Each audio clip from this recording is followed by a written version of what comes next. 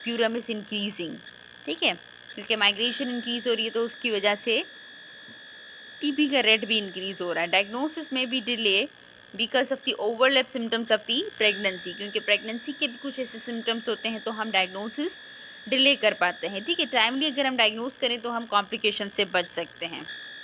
Okay, तो आप देखें इस चार्ट में देखें कि सबसे ज़्यादा टीबी का रिस्क इंसिडेंस कितना है। साउथ एशिया में देखें आप 4.3 मिलियन है, ठीक है, सबसे ज़्यादा साउथ ईस्ट एशिया में। ओके,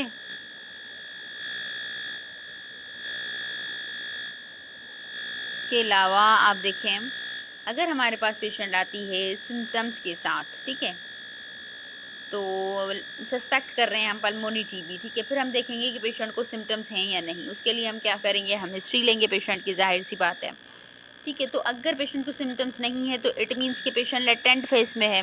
लेटेंट फेस में तो फिर हम क्या टेस्ट करेंगे, हम स्किन टेस्ट करेंगे और आइग्रा टेस्ट करेंगे, ठीक है।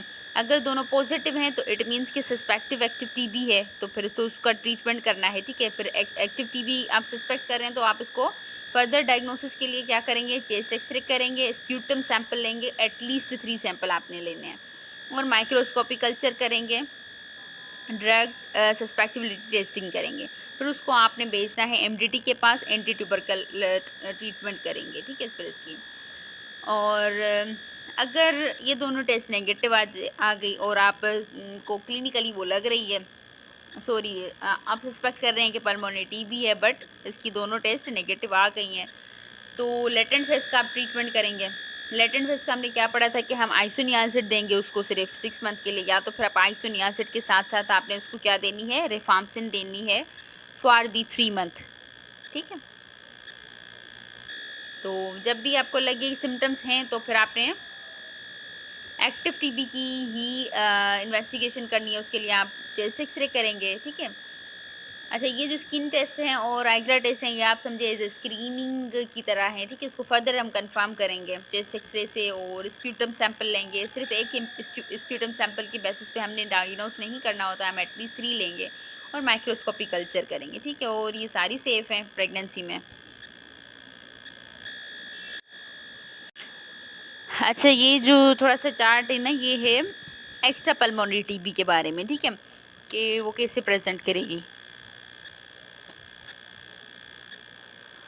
अच्छा, सबसे पहले आप देखें कि एब्डोमिनल टीबी, ठीक है, उसमें हमारे पास जब पेशेंट आएगी pain, nausea, vomiting, alter bowel habit के साथ आएंगी, ठीक है।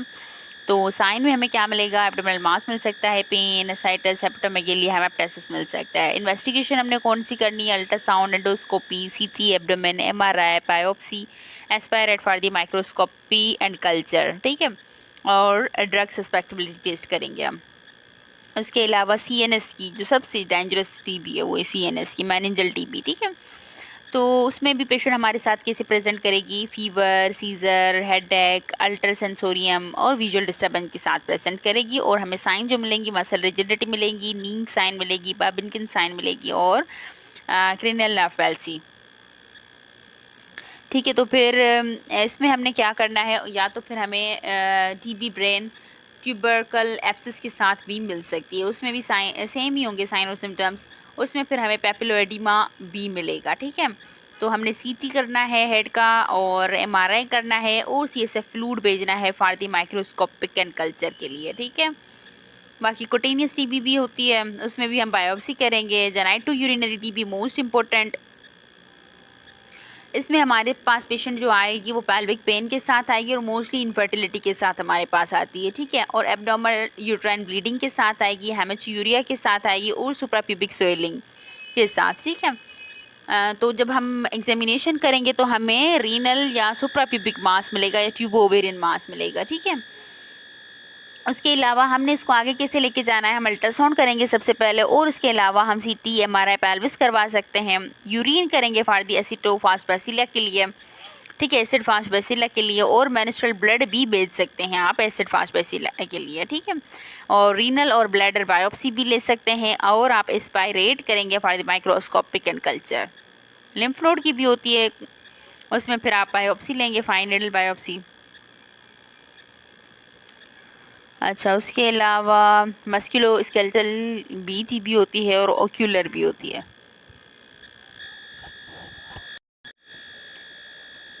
अच्छा, अब आगे देखें कि आप ट्रीटमेंट कैसे देंगे। ठीक है, तो ट्रीटमेंट के लिए हमने पढ़ा है कि पहले हम 2 मंथ थेरेपी देंगे जिसमें हम चारों ड्रग्स देंगे। ठीक है, HRZE जो ऊपर लिखा हुआ है ना, ये वाला। ठीक है, 2HRZE। तो इसका मतलब है कि आपने H आइसोनियासिड भी देनी है शुरू वाले 2 मंथ में, और R रिफाम्सिन भी देनी है, और Z पैरासिनामाइड भी देनी है, और E फॉर इथाम्बुटोल भी आपने देनी है फॉर 2 मंथ। उसके बाद अच्छा, इसके जो साइड इफ़ेक्ट है ना, ये थोड़े से आप देख लें क्योंकि ये इंपॉर्टेंट है। अच्छा, आइसोनियासिड में जो मोस्ट कॉमन है कि ये लिवर इंजरी करता है और पेरिफेरल न्यूरोपैथी। ठीक है, तो ये दोनों आपने याद रखने हैं क्योंकि सारे तो याद रखना मुश्किल है, तो जो इम्पोर्टेंट है वो आप याद करें। अच्छा, रिफाम्सिन, उसकी वजह से क्या होता है कि डिस्कलरेशन होती है सलाइवा की। ठीक है, और यूरिन की और स्वेट ग्लैंड की। पायराजेनामाइड में उसमें फिर गाउट होता है, आर्थलेजिया होता है, फोटोसेंसिटिविटी होती है, और इथाम्बुटोल में न्यूराइटिस होता है, ऑप्टिक न्यूराइटिस होता है। ठीक है, फोटोसेंसिटिविटी होती है। तो इसकी आपने साइड इफ़ेक्ट याद करने हैं। अच्छा, तो उसके बाद 2 मंथ हमने थेरेपी दी जिसमें हमने चारों ड्रग्स दिए पेशेंट को। 2 मंथ के बाद फिर हम देंगे फॉर 4 मंथ के लिए। 4 मंथ के लिए हमने सिर्फ क्या देना है, HRE देना है। मतलब हमने जेड नहीं देना, हमने पायरासिनामाइड नहीं देना फॉर नेक्स्ट 4 मंथ के लिए। हमने सिर्फ आइसोनियासिड, रिफाम्सिन और इथाम्बुटोल देना है। ठीक है, तो ये आप याद रखें। ओके, तो बाकी ये हम पढ़ चुके हैं। BCG वैक्सीन का भी मैं बता चुकी हूँ आपको। पेरीनेटल ट्यूबरक्लोसिस का भी पढ़ चुके हैं।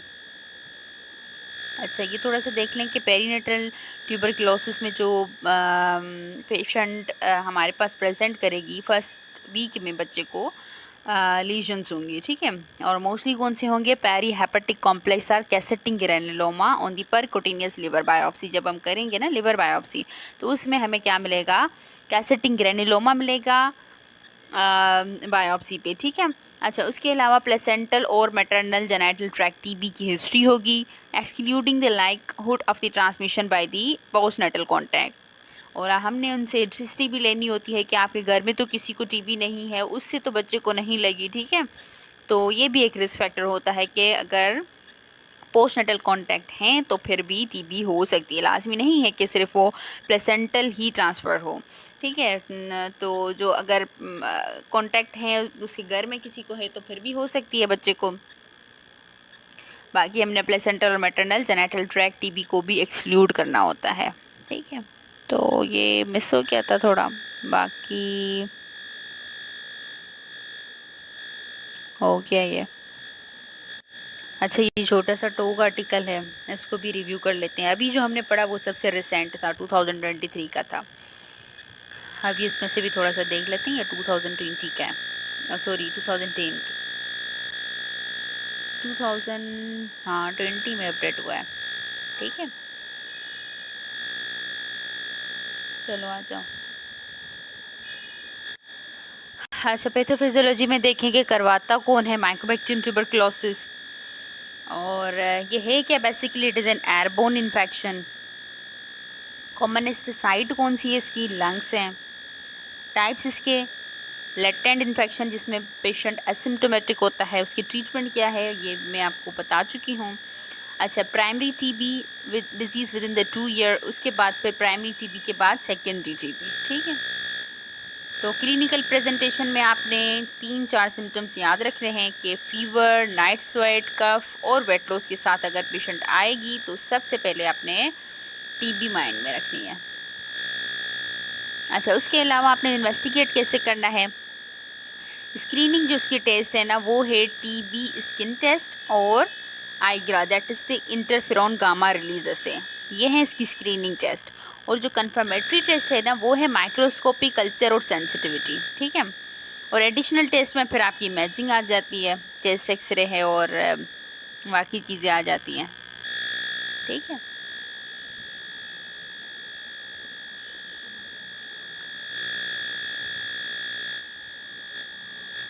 और एक और चीज़ आपने याद रखनी है कि जो वुमेन्स जिनमें HIV के साथ टीबी है ना, उनमें फिर मल्टी ड्रग रेजिस्टेंट टीबी का रिस्क इंक्रीज़ हो जाता है और डिज़ीज़ रीएक्टिवेशन का रिस्क भी इंक्रीज़ होता है। वैसे 10 फोल्ड इंक्रीज़ होता है और जब HIV के साथ हो तो फिर 20 फोल्ड।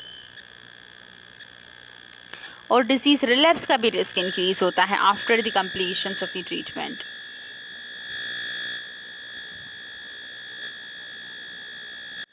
अच्छा, जो ड्रग रेजिस्टेंट टीबी होगी ना, उसमें फिर इनिशियली हम 3 एंटी ट्यूबरकुलर ड्रग्स देंगे, ठीक है, 2 मंथ के लिए। फॉर फर्दर 4 मंथ के लिए हमने 2 ड्रग्स इसको देनी होती है। अच्छा, लेटेंट टीबी में हमने प्रोफाइलैक्सिस पढ़ा था, पर प्रोफाइलैक्सिस हम सब पेशेंट्स में नहीं देंगे, हम उनमें देंगे जो हाई रिस्क हों या जो HIV पॉजिटिव हों। तो उनमें फिर हमने लेटेंट टीबी में भी प्रोफाइलैक्सिस देना होता है, ठीक है।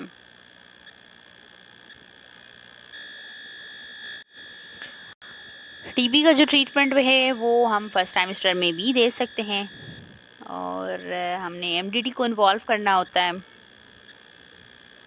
और ट्रीटमेंट डिपेंड करता है कि फ़ेज़ कौन सी है। लेटेंट फेज़ की अलग ट्रीटमेंट है, एक्टिव टीबी की अलग ट्रीटमेंट है, ड्रग रेजिस्टेंट टीबी की अलग अलग ट्रीटमेंट है, ठीक है।